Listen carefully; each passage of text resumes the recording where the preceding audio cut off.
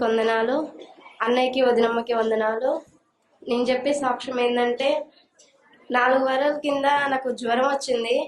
నేను తగ్గిద్దిలే అని టాబ్లెట్స్ వేసుకున్నా. అలా 2-3 రోజులు వేసుకున్నా. 4-5 రోజులు వారం అయిన తర్వాత కూడా తగ్గట్లేదు. నడుములు బాగా నొస్తుంది, బాగా జ్వరం వస్తుంది.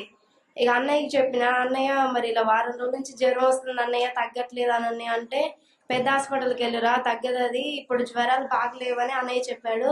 అన్నయ్య చెప్పిన విధంగా నేను హాస్పిటల్కి వెళ్ళాను. అయితే హాస్పిటల్కి వెళ్ళిన తర్వాత టెస్ట్ చేశారు. టైఫాయిడ్ జ్వరం వచ్చిందమ్మా, కొద్దిగా బాగా ఇప్పుడు వైరస్ జ్వరం కదా అని చెప్పారు డాక్టరు. అలా 2 రోజులు ఇంజక్షన్ ఎక్కించారు, సెలైన్ బాటిల్స్ పెట్టారు. అలా 2 రోజులు 3 రోజులు హాస్పిటల్లో ఉన్నాం. అయితే మొత్తం బిల్ అంతా 20,000 అవుతుందని చెప్పారు. 20,000 అయితే మా వల్ల కాదు సార్, మాకైతే డబ్బులు లేవు ఎక్కువ, 5,000 అయితే మేము ఇవ్వగలం అని అన్నాము. అయితే అంత డబ్బులు అవుతుంటే మేము ఇవ్వలేము, మేము పని చేసుకొని బతికే వాళ్ళము, మేము కొద్దిగా చూసి ఇవ్వండి అని చెప్పాము అందులో. అయితే వాళ్ళైనా తగ్గించట్లేదు.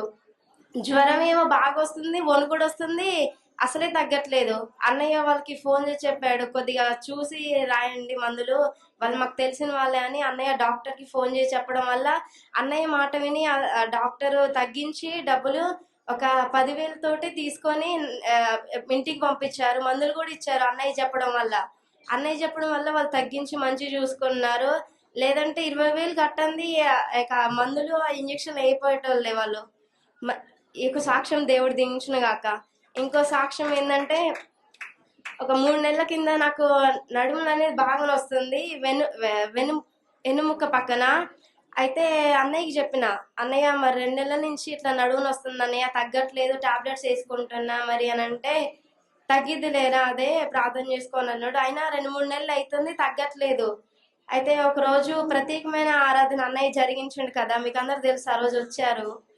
అయితే ఆ రోజు ప్రతి ఒక్కరిని దేవుడు స్వస్థపరిచాడు. మీరందరు చెక్ చేసుకోండి, భయంకరమైన వ్యాధులు కూడా దేవుడి రోజు ముట్టిండు అని అన్నయ్య చెప్పిండు.